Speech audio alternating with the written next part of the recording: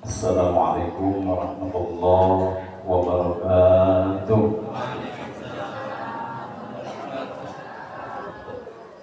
Bismillah, alhamdulillah,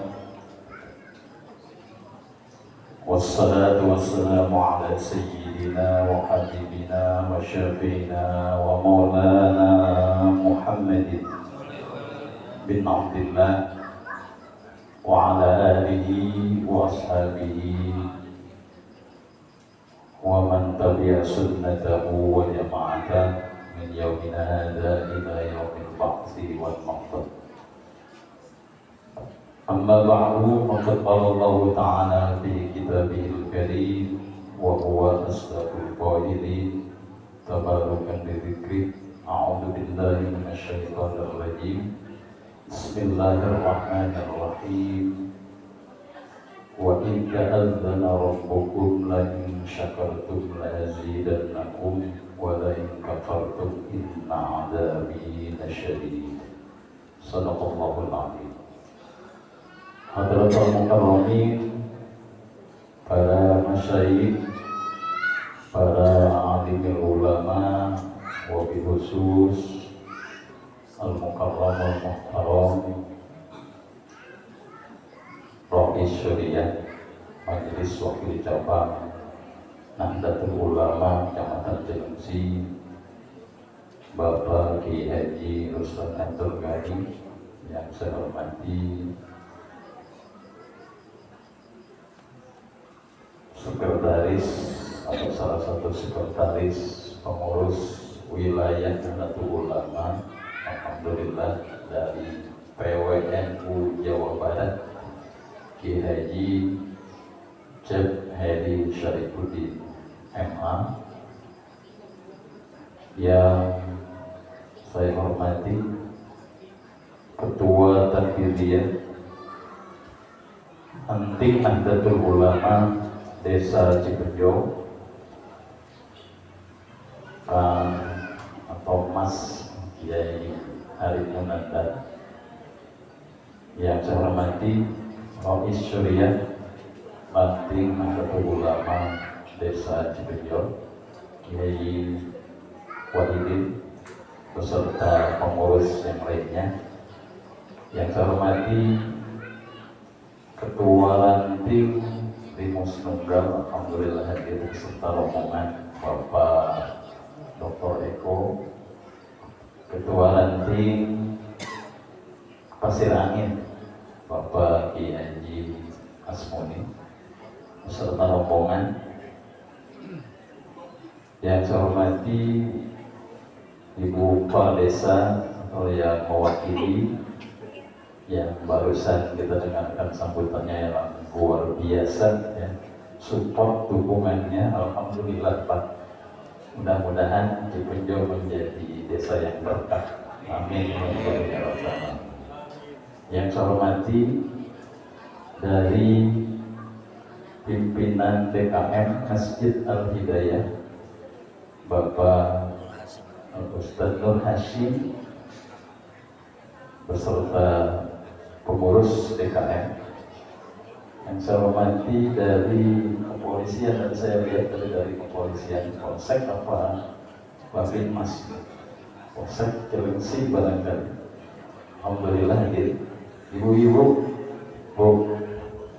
ibu-ibu muslimat, alhamdulillah masih semangat punya. Ibu-ibu majelis taklim, kemudian ada patayatnya ada, alhamdulillah. IPMU, IPPNU, Banser, Ansor, hadirin wal hadirat rahimakumullah. Puji dan syukur marilah senantiasa kita panjatkan kepada Allah Subhanahu wa taala. Alhamdulillah wa syukur ala ni'ami. Pada malam hari ini kita masih Allah perkenankan untuk dapat hadir, wabil khusus saya sendiri dapat bersilaturahim, walaupun agak lewat tadi ya, muter ke perumahan sana lurus, jadi tidak belok. Tidak ada penunjuk arah yang belok, yang hanya lurus, putar-putar balik, putar balik. Ya. Alhamdulillah bisa sampai di sini dan selamat ya, sampai tujuan di Masjid Al Hidayah ini. Alhamdulillah. Salawat beserta salam semoga tercurah dilimpahkan kepada junjungan sekalian Nabi Muhammad sallallahu alaihi wasallam serta keluarga, para sahabat serta para pengikutnya hatta yaumil qiyamah. Bapak-bapak dan ibu-ibu sekalian, alhamdulillah malam hari ini masih tanggal 31 Agustus ya, yang alhamdulillah ranting Desa Cipenjo mengadakan tasyakur binikmah atas kemerdekaan bangsa Indonesia itu 79 yang diadakan di Masjid Al Hidayah ini dengan acara tahlil akbar. Tahlil akbar tadi sudah dipimpin oleh Abah ya, untuk hadiah puji dan yang lainnya untuk para sesepuh kita, cek orang Sunda nama para karuhunnya bangsa Indonesia yang ada di Cipenjo, para leluhur kita harus berterima kasih sebab tanpa mereka yang sudah berjuang sebelum kita, barangkali kita tidak ada atau tidak seperti ini keadaannya. Oleh karena itu, salah satu termasuk bentuk tasyakur, bentuk terima kasih kepada mereka-mereka yang sudah berjuang, wabil khusus di daerah Desa Cipenjo ini, di kampung Cikuk itu. Alhamdulillah sudah tinggal menikmati, tinggal melanjutkan, meneruskan perjuangan mereka, tinggal meneruskan ya. Sebab kita harus tahu sejarah. Kata Bung Karno kan apa? Jas merah, jangan melupakan sejarah. Sejarah Indonesia, sejarah daerah, termasuk sejarah kampung masing-masing kita. Oleh karena itu sangat cocok, sangat tepat ranting Desa Cipenjo mengadakan kegiatan seperti ini, tahlil akbar ini, yang dalam rangka peringatan kemerdekaan yang ke-79 diadakan dengan seperti ini. Alhamdulillah. Mudah-mudahan sesuai tadi apa yang sudah dicita-citakan, nanti akan diadakan lebih besar lagi. Barangkali tadi oleh dari perwakilan desa yang mewakili ibu kepala desa itu, nanti di masjid yang lebih luas gitu Pak ya, insya Allah di lapangan katanya, di lapangan yang lebih luas diadakan dengan jamaah yang lebih luas. Mudah-mudahan bisa terlaksana insya Allah. Bapak dan Ibu sekalian, tadi disinggung sekaligus pengenalan barangkali ke ibu atau yang mewakili kepala desa. Nahdlatul Ulama itu untuk peran kemerdekaan atau bahkan sebelum kemerdekaan itu punya peran banyak Pak. Sebelum merdeka, karena Nahdlatul Ulama lahir 1926 sebelum Indonesia diproklamirkan. Maka ada peran di situ Nahdlatul Ulama terhadap bangsa Indonesia. Bahkan sebelumnya ya, 1924 sudah memberikan Nahdlatul Tujar ya, tentang perekonomian, Nahdlatul Afkar dan yang lainnya. Itu sudah didirikan sebelum Indonesia merdeka. Bahkan pondok-pondok pesantren yang membina para santri di Nusantara sebelum Indonesia itu sudah banyak perannya, ya, banyak perannya untuk peran pendidikan, ya, untuk peran perlawanan terhadap penjajah Jepang dan seterusnya, penjajah Belanda dan Jepang. Kemudian ketika sudah merdeka pun tahun 1945 sudah merdeka, Indonesia kan tidak langsung aman. Ya, bahkan ada agresi Belanda yang kedua ya, yang diboncengi oleh berbagai sekutu dari Amerika dan seterusnya. Indonesia, Nahdlatul Ulama khususnya membuat perlawanan khususnya di Surabaya. Itu perang kiai, perang santri untuk mempertahankan negara kesatuan itu, sehingga kemudian lahirlah kemudian ada peperangan yang kemudian disebut Hari Pahlawan 10 November. Ini perang-perang Nahdlatul Ulama. Sampai sekarang pun Nahdlatul Ulama tidak pernah menjadi oposan terhadap pemerintah, selalu didukung oleh Nahdlatul Ulama peran pemerintah itu. Jadi tidak pernah Nahdlatul Ulama MUI itu kemudian jadi bubrut, ya, melawan pemerintah. Tapi kalau mengkritik, ya, kalau yang salahnya. Tapi kalau kemudian keluar atau melawan pemerintahan, tidak pernah. Karena Nahdlatul Ulama berperan sesuai dengan perannya, pernah ikut mendirikan negara Indonesia. Artinya Nahdlatul Ulama yang mendirikan rumah Indonesia tidak mungkin dihancurkan oleh penghuninya sendiri yang membuat.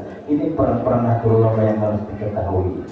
Oleh karena itu, insya Allah sampai kiamat pun kalau negara ini masih ada dan ini tetap harus ada, NKRI ini itu tetap didukung, ya, oleh Nahdlatul Ulama. Maka peran kepala desa, ya, peran kadus, RW, RT, kerjasama dengan Nahdlatul Ulama di tingkat masing-masing tersebut, di anak ranting, di ranting itu sangat-sangat diperlukan karena ada sinergitas di situ.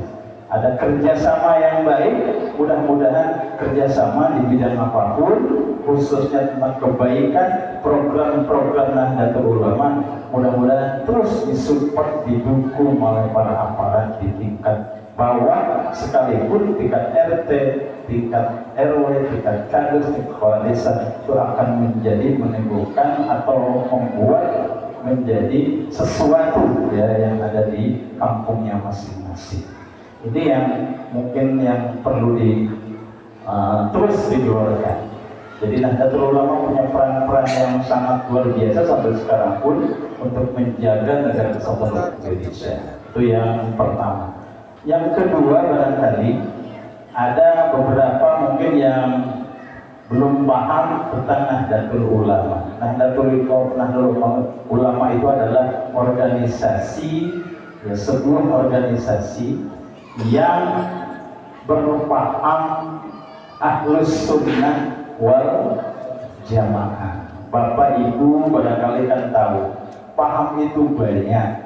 Bahkan kata Rasulullah Sallallahu Alaihi Wasallam itu, Islam akan pecah menjadi 73 golongan.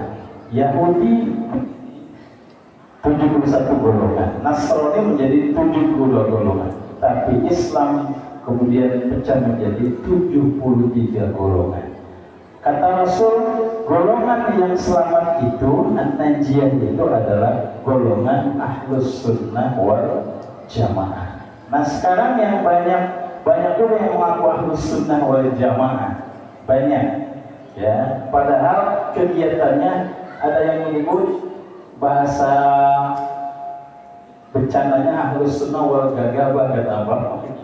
Bukan Ahlus Sunnah wal Jamaah, Ahlus Sunnah wal Gagabah. Apa-apa tadi kata Kiai Arif, apa-apa bid'ah, apa-apa musyrik, apa-apa haram.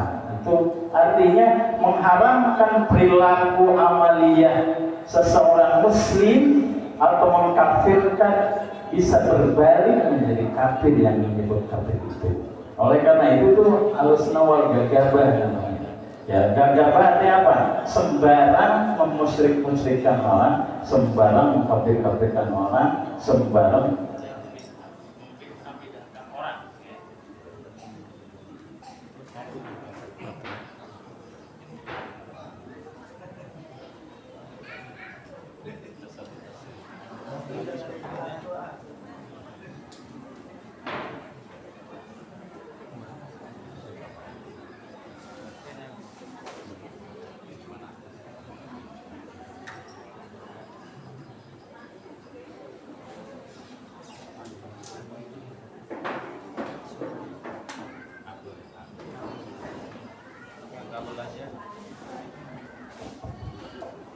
Terus, oleh karena itu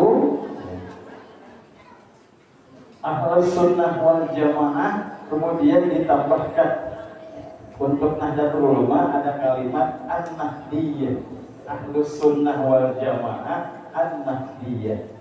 Jadi Ahlus Sunnah wal Jamaah tidak cukup karena tadi banyak yang ngaku-ngaku juga, tambahkan An-Nahdiyah. Apa yang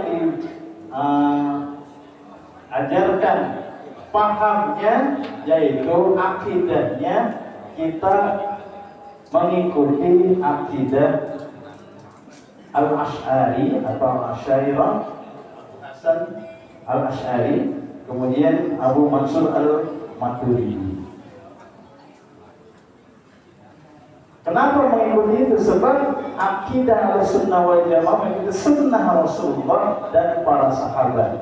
Dulu ya, di Al-Quran itu sudah ada akidah aqaid ya. Akidah Ahlussunnah itu, tapi belum terumus, belum terinci. Rasulullah, kita mengikuti Rasulullah sesuai akidahnya ya, di dalam Al-Quran dan Sunnah, tapi belum ada rinciannya. Nah, ulama Al-Asy'ari, Abu Hasan Al-Asy'ari kemudian merumuskan ya. Abu Hasan Al-Asy'ari itu hidup di tahun 260 sampai 324, tidak lama usianya, sekitar 64 tahun. Dia merumuskan aqaid ya. Aqaid yang sifat wajib bagi Allah 20, mustahil 20, sifat dan